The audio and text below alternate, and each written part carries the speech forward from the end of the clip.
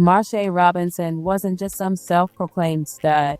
She crowned herself the baddest daddy, a mashup of stud and daddy, because apparently toxic masculinity needed a lesbian remix. And while some folks might laugh that off as a gimmick, Robinson wasn't joking. She wasn't just rapping about being the baddest daddy. She was auditioning for the role of Cincinnati's most bitter lover. Her social media was the two red flags right there. The fact that anybody who called themselves study, that's one thing you got. Don't even be around that person. And then on the other note, auditioning for a show called what would she say? Well, that show, y'all heard it. Auditioning for something like that, you already know that them two red flags don't go near that. You hear me? Cause that's just crazy. But yeah, man, y'all go grab y'all water or whatever that y'all do. Y'all when y'all watch my videos, man. I got another dusty one for y'all. So hey, let's get to it, fam. Messy scrapbook of failed relationships, dramatic Facebook posts that swung from cheated on victim to serial cheater confessions, and thinly veiled threats like, cheating on me knowing Cincinnati don't solve murder cases is crazy to me. And here's the kicker, Marsha wasn't some nobody. She was a rapper, a realtor, and supposedly had a circle of people who cared about her. But instead of feeding off that love, she brewed a steady diet. What's up with Ohio? It's like every crazy person I can think of that I met. But that's cool. I love them though. That's the crazy thing about it. I love them Ohioans, but they crazy. You feel me? Every one of them I met will do some criminal stuff. That's all I'm saying. Everyone, is that true, Ohio? What y'all got going on out there? I'm gonna play. I'm sorry. Of spite, especially against other women, the very group she claimed to love. You think someone who called herself a stud or statty would have done the soul work to avoid becoming the same bitter caricature she claimed to resist? But no, Robinson was a masculine woman running on fumes, fed up with what she called disrespectful women. And when the last one tested her patience, she swore the next woman wouldn't walk away so easily. Tragically, that next woman turned out to be 29-year-old Tara Lynn Bauer, a woman who actually loved Marsha, only to discover Robinson didn't love her back. At least not in a way that kept her alive. Welcome to the American Crime Femicide channel. Please like. Wait, femicide, bro? So this is a channel with just straight, like, studs killing people? That's crazy. That's wild. Share, subscribe, and hit the notification bell for future uploads. I'm the realest, I'm the illest, I'm the steady. She gon' eat me up like a dinner plate. I'm talking about in the worst way, like a cheesecake on a sunny day. I'm talking about she in there, she in there, she in there, she. Tara Lynn was supposed to be in her winning season. She was bubbly, kind-hearted, and the kind of woman her family described as a loving daughter, sister, and mother. She had her share of setbacks. Life had tested her more than once, but she was finally trying to get herself in a better place, not just for her, but for her 4 kids who depended on her. She was working towards stability, building back her confidence, and had the audacity to believe she deserved real love. So when she started dating Marsha at the beginning of 2025, she thought maybe, just maybe, she had found someone who was similar in style, communication, and goals. On the surface, Marsha looked like she could be a partner, not a liability. Her family thought the same thing. They wished Tara Lynn well, telling her they were happy for the relationship, happy that Marsha seemed like someone who wouldn't play about her. When Tara herself responded, "She don't play at all," she had no idea that was going to be the most tragic understatement of her life. Because what Bauer thought was a relationship turned out to be a slow burn horror film. Tara Lynn, being soft-hearted, thought she was investing in something solid. At first, it looked like love, pictures, dates, laughter, and promises. But like most abusive dynamics, once the honeymoon phase ended, the cracks started showing. The disagreements between them weren't just little lovers' quarrels. They escalated into screaming matches, verbal abuse, and sometimes even turned physical. And yet, in that way, so many women understand too well, it never seemed serious to outsiders. Neighbors, friends, and online spectators brushed it off. They break up, then get back together, repeating the cycle like a toxic merry-go-round. By August 2025, the couple was back together again, for better or worse. Terralyn seemed happy on the surface, and on August 17th, she even celebrated her birthday in style. She and Marche went out to Jeff Ruby's steakhouse in Cincinnati, clinking glasses, smiling for photos, pretending that things were smooth. But birthdays are sometimes the last gasp of joy before chaos swallows everything. Less than 2 weeks later, their fragile peace disintegrated.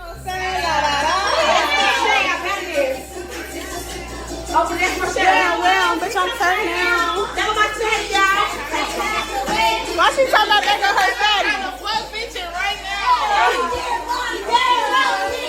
Yeah, so that where Molly is, bow, yeah, bow. Cut that nigga, shake that ass. Well, baby, go get a bag.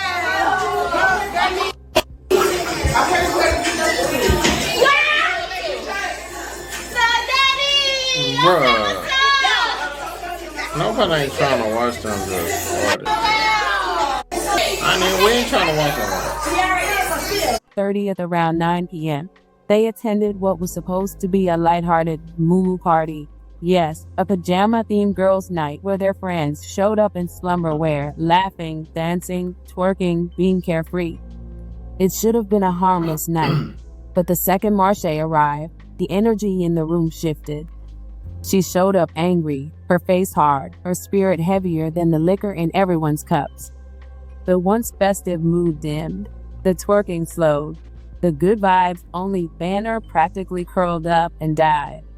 People pulled her aside, asking why she was even there, questioning the storm cloud she dragged into the room.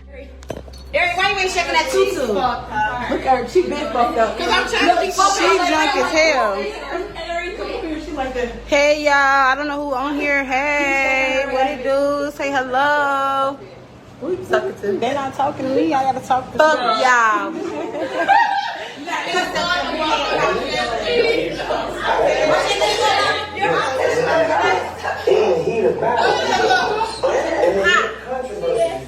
See your phone.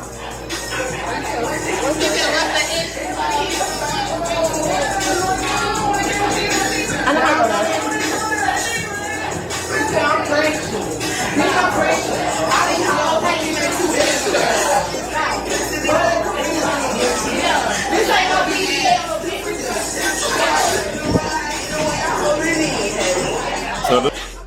Still, the two stuck together.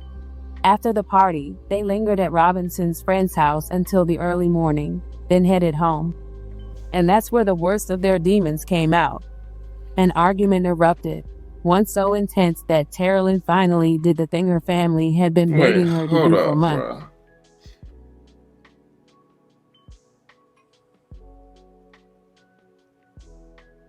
Did them drop? I might be missing them purple suede 11s. Did they drop like for real? Put in the comments if they dropped or not. But if them fake, that's that red flag alone. Anybody who wears some suede man, we're gonna leave that alone. She laughed. But here's the cruelty of abusers. They know how to reel you back in with a promise of calm. Marche told her to come back, to settle their differences, to rest. Tara, wanting peace, wanting normalcy, wanted to believe her. So she returned. That decision cost her her life. According to authorities, as soon as Terralyn walked through the door, she was shot in the head by the very woman she had loved. Oh. No pause, no warning, no time for another argument. Just a bullet. Terralyn collapsed, dying at the scene, while the person who claimed to be her protector made sure she never saw another sunrise. 29-year-old Terralyn Bowers was allegedly shot and killed by her ex-girlfriend. I spoke to her sister today, who tells me that she really wishes that her sister would have stayed away from this ex-girlfriend. Now the family says that they want justice for their loved one who was taken too soon.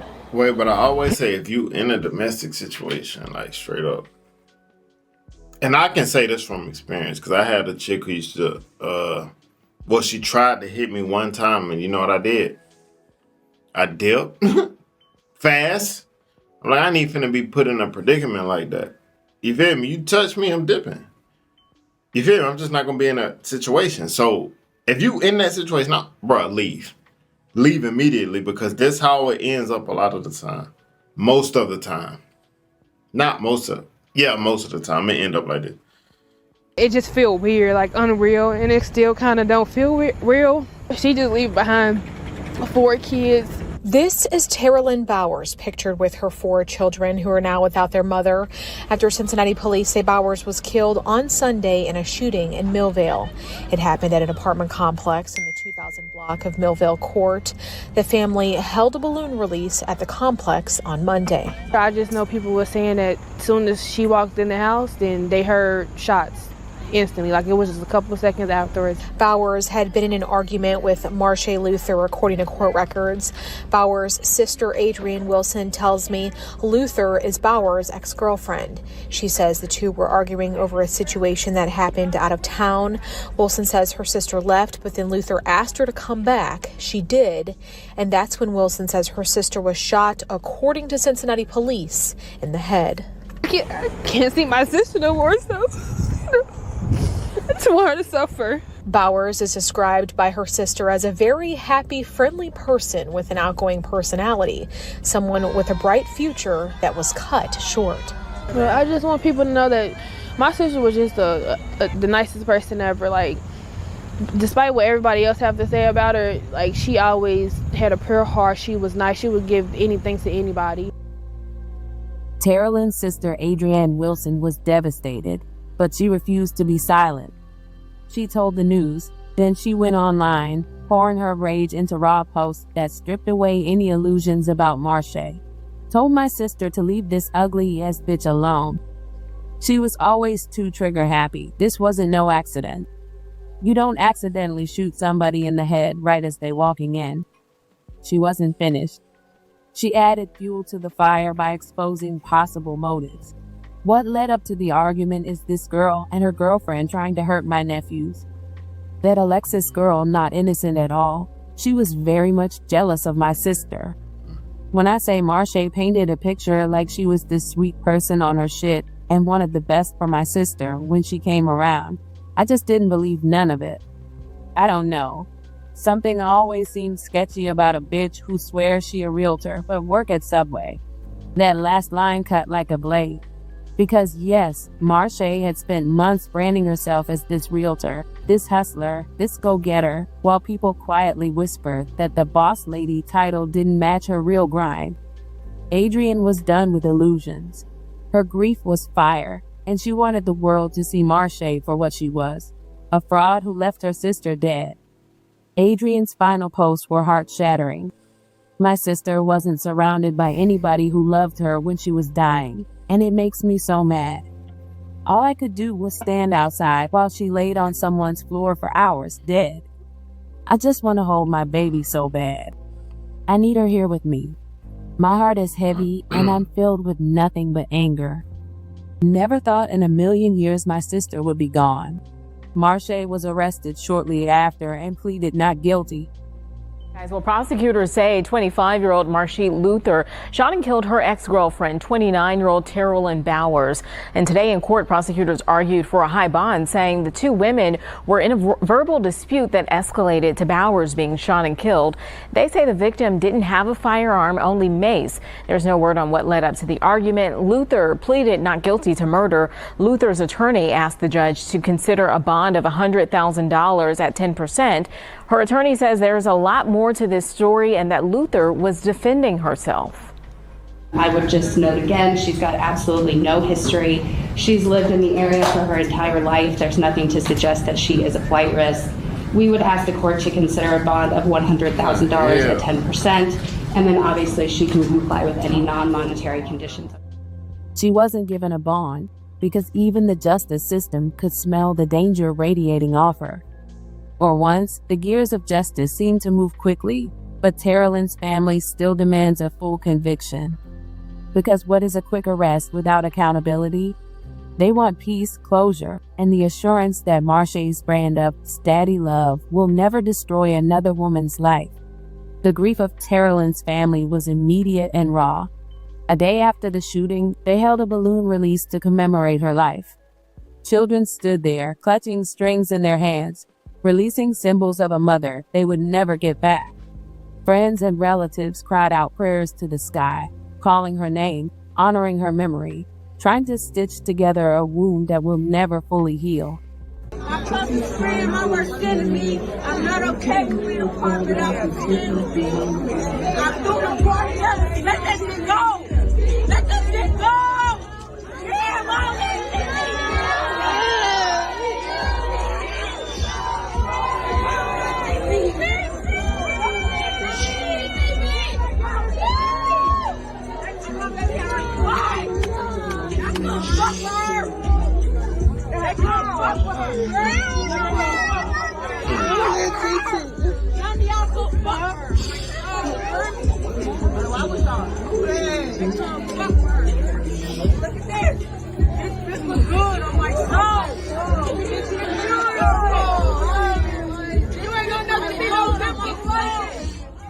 Terrelyn was just about to start nursing school.